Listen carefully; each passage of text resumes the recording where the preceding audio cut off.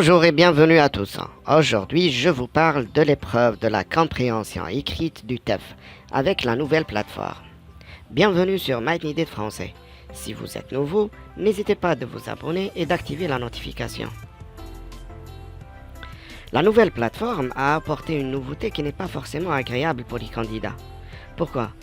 Parce qu'il n'y a plus de numéro de questions. Vous voyez là? Consigne, question 1, question 2, question 3. On ne vous écrit plus question 40, question 50. Non. Par contre, il y a un chiffre qui est indiqué. Et c'est le numéro des pages du test. Et non pas les numéros des questions.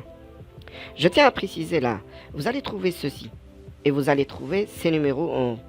Ces numéros, c'est la page. On est à la page 2. Donc, dans cet espace, ce n'est plus le numéro de la question, mais page du test.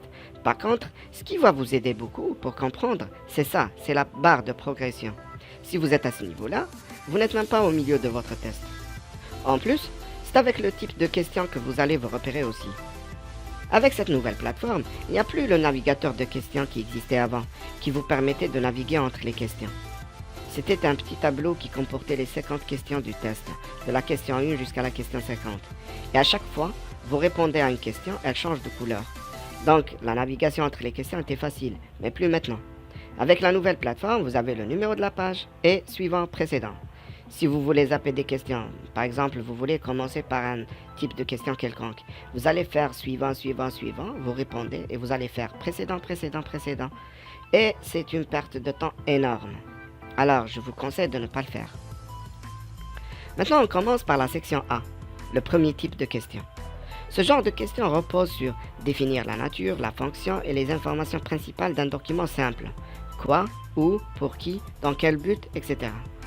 On vous donne un document que vous pouvez zoomer et puis choisir la réponse. On va prendre un exemple sur le site officiel. Voilà le document. On le zoome. Un citadin, un arbre. Ça ne peut être qu'une publicité pour une association.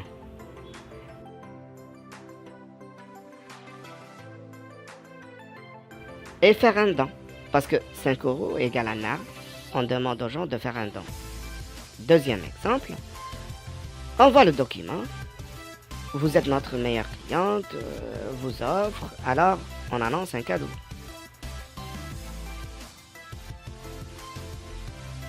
Deuxième question, c'est facile. Séjour de relaxation.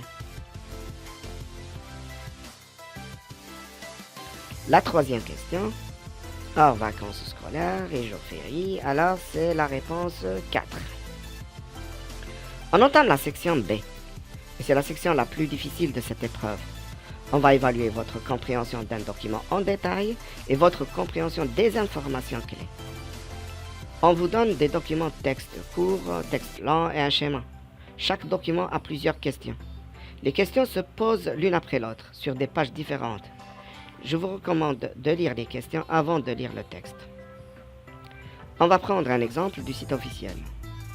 Nouvel album d'Alicia Cruz, Le calme après la tempête. Première question. Cet article présente une chanteuse qui change radicalement de style, utilise des sons électroniques novateurs, poursuit sa collaboration avec un groupe célèbre, s'éloigne de ses influences artistiques précédentes. La réponse est numéro 4, parce que si on revient au texte, ici, se détache en douceur de cela et affine encore son style. C'est l'indice qu'on cherche. La deuxième question. Pour composer ces chansons, elle s'est inspirée du décès d'un proche, de sa rupture amoureuse, de ses souvenirs d'enfance, de ses débuts dans le métier. La deuxième réponse est la bonne. On peut voir ces indices comme son ex-compagnon ou traite du deuil amoureux.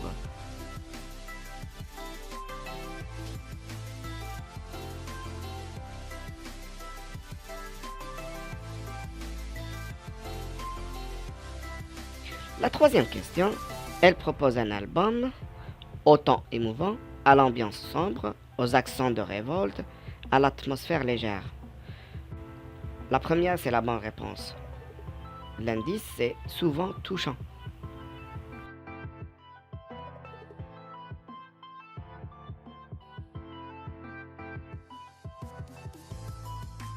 La section C, la partie texte à trous, c'est remettre une phrase à sa place.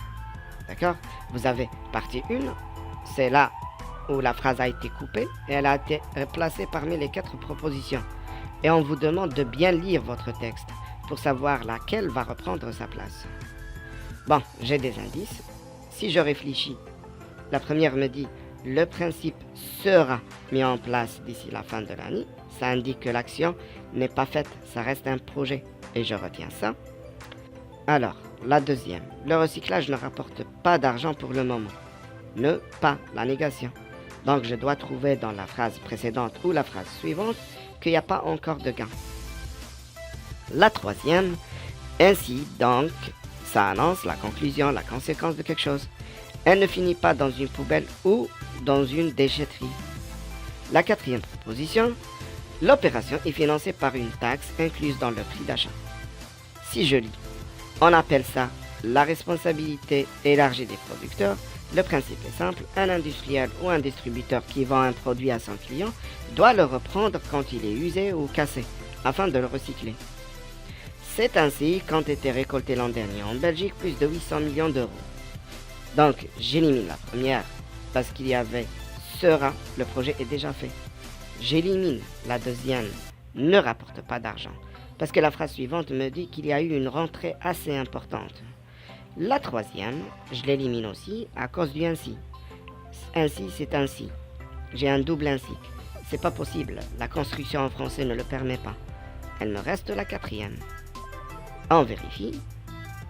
Eh oui, c'est la bonne. La deuxième partie, donc je passe à la phrase suivante et je vais me trouver avec le même texte, mais une deuxième partie du texte qui est effacée.